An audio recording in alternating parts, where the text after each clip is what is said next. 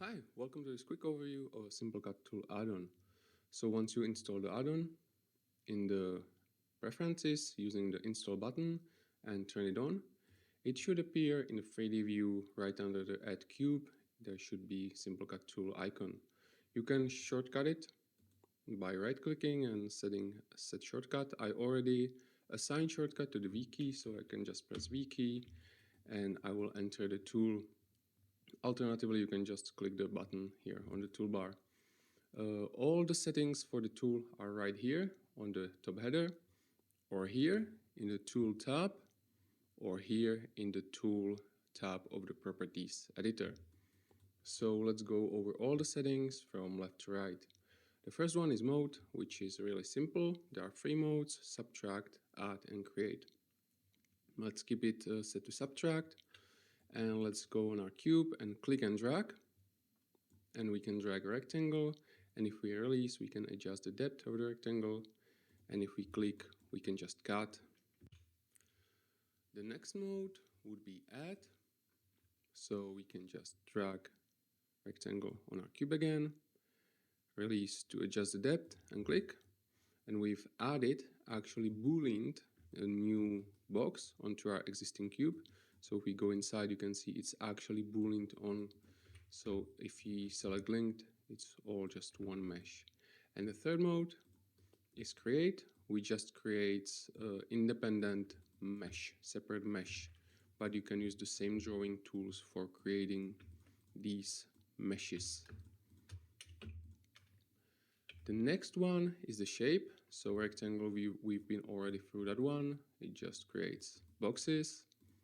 Next one is circle. Once you select it, you can immediately adjust the vertices of the circle, how many vertices the circle has. If the circle is not selected, the vertices setting is not there. So let's set it to 16, and I can start cutting circular holes into my cube. The next one is polygon, which allows us to create custom polygonal shapes to cut our cube with. By default, it snaps to nearest axis aligned points. So for example, it can snap to this point over here. If I, for example, draw a point here and then go back here, you can see once again I can snap to the point below, and it also snaps to the 15-degree increments. So you can create, for example, these 45-degree panel gaps or something like that. Once you are ready to cut the polygon, you can either bring your mouse to the last placed point or the first placed point, and it will show up, the shape will show up as white, and once you click it, it will close the shape and you can start adjusting the depth. If you do not like the snapping behavior, the point snapping and the angle snapping, here in this options popover, you can turn off snap by default, and then it will only snap if you hold down the shift key. By default, when this setting is enabled, then the snapping happens by default, and if you hold down the shift key, you actually enter the freeform mode where you can place points without any snapping. There are two more settings. The snap distance basically defines how sensitive the location is to the snapping to other points. So for example, I'm making this super fine shape, and it may be very difficult to create this shape I want because it is snapping to the closest points, and I don't want that. In that case, I can reduce this. Or if I'm, for example, here and I'm finding this snapping to this point here very difficult because the snap area is really small, I can actually increase this to find the snapping area much easier to locate. Let's put it back to 10. The snap angle, that one defines the angle snapping increments. So for example, now it's just 45 degrees. By default, it's 15, which is, I think, the best compromise. The next shape mode would be mesh. For that, we need an actual mesh. So let's duplicate one and let's quickly create some very simple panel.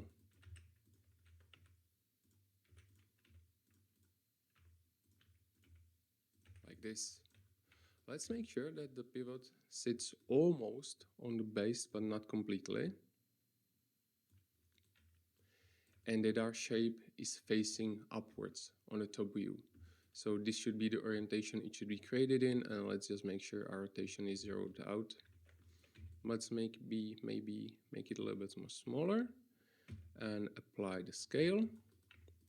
And then here in the mesh mode we can just pick it and we can start placing it. And we can cut our panel into our mesh, or we can add our panel to our mesh, or if we want we can just create instances of this mesh as a separate object. Let's go back, and one thing I wanted to show you was, if I can remember, it was something with a panel, but I cannot figure out what it was. Oh yeah, the snapping options. So once again, by default it snaps to the angles, and if I hold down the shift key it's freeform. I can once again use the same setting. Now by default it's freeform. If I hold down the shift key it snaps to angles. However, there's one more important setting or shortcut. If I hold down the Alt key, it will snap to 100% size. So if you want your panel to be always 100% size, you don't want random scales of the panels, then you can keep holding down the Alt key once you start dragging to ensure the panel is always the same size, the original size. Alright, so now let's quickly clean all of this up, delete it.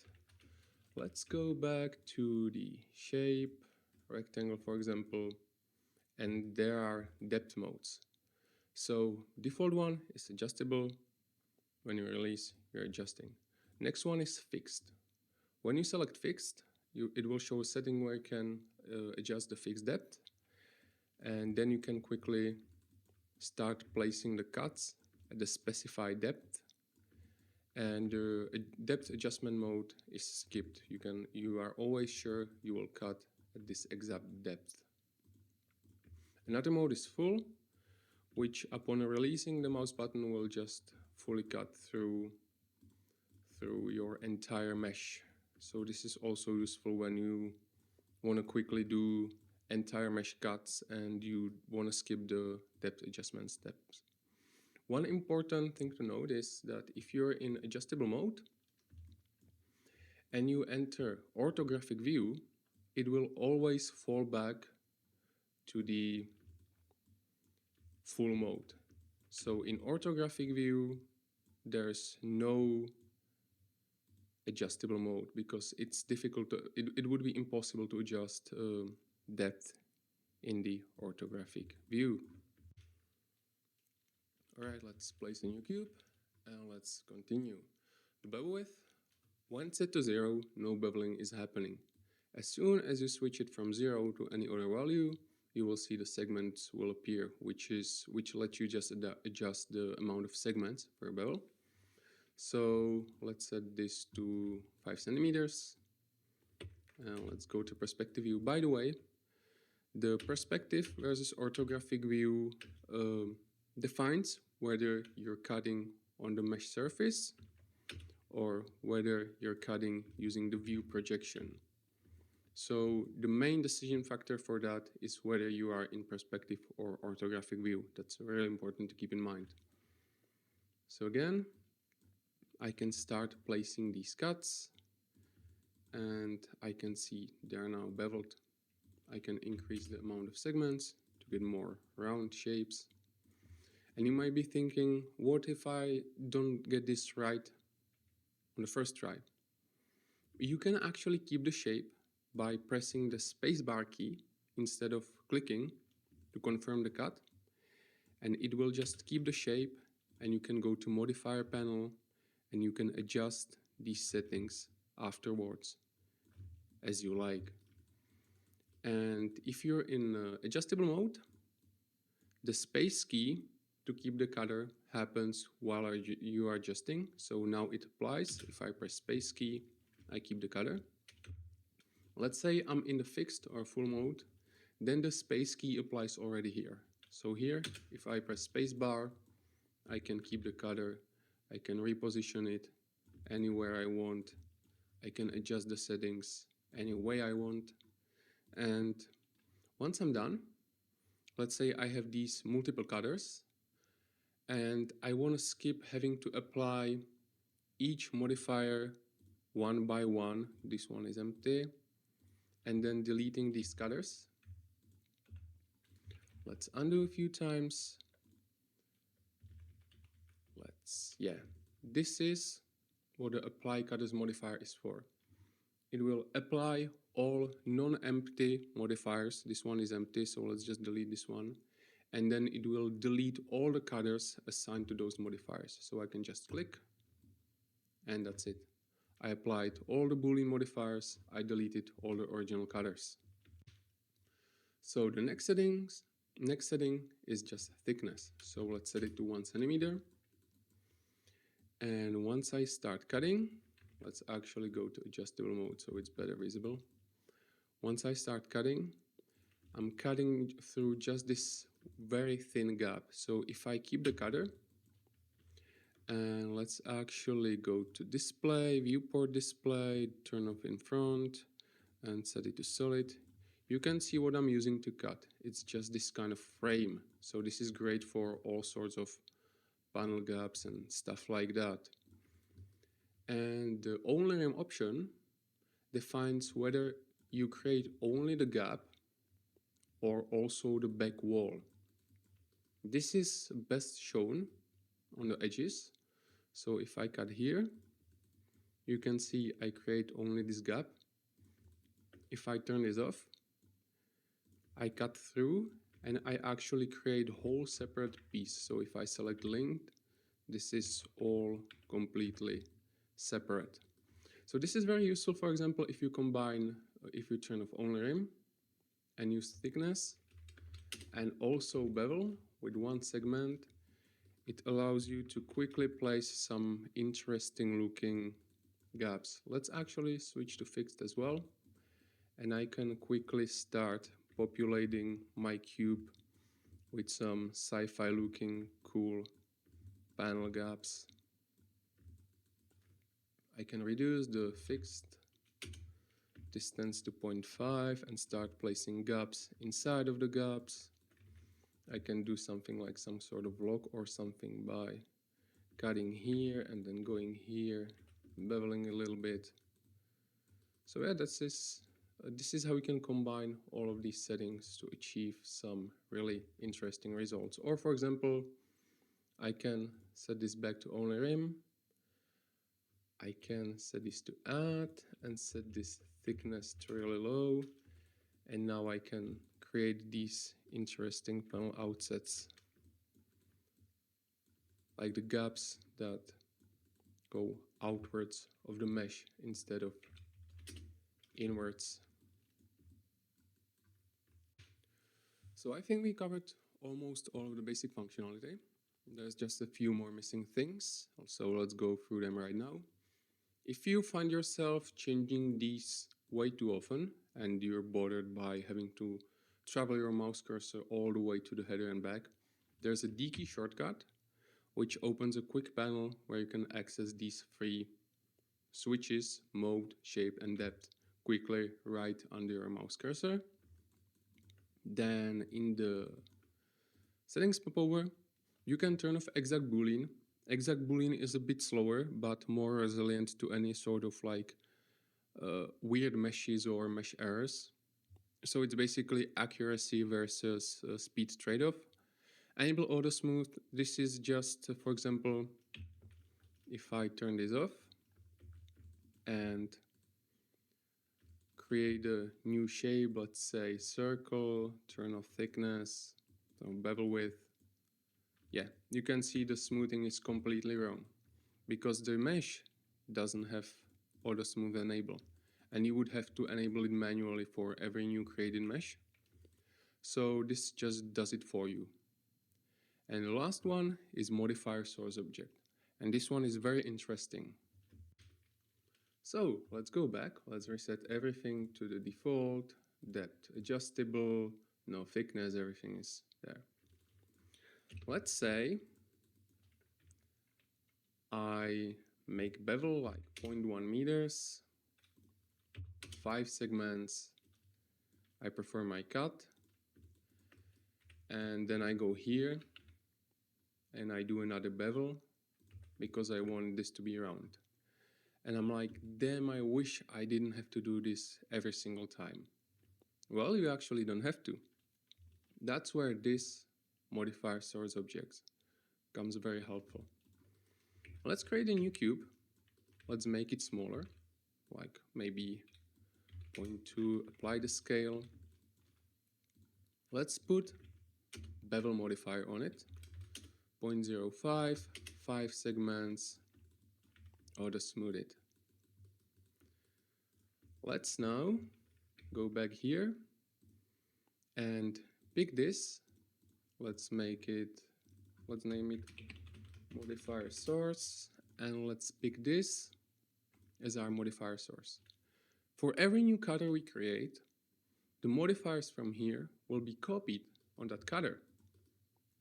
So now if I cut and release, you can see the second bevel is there. Now if I press space to keep the cutter, I can see that it's there and I can apply using apply cutters. Now let's actually enable the auto smooth here. You can see one issue though. We probably do not want this. We want only this. We don't want bevel on the other side, basically creating this weird shape. What we can actually do is put on, for example, displace modifier, set it to offset, I mean here, set the direction to Z, and now we're displacing just on the Z axis. Let's not do that much, let's do 0.1. So now we've offset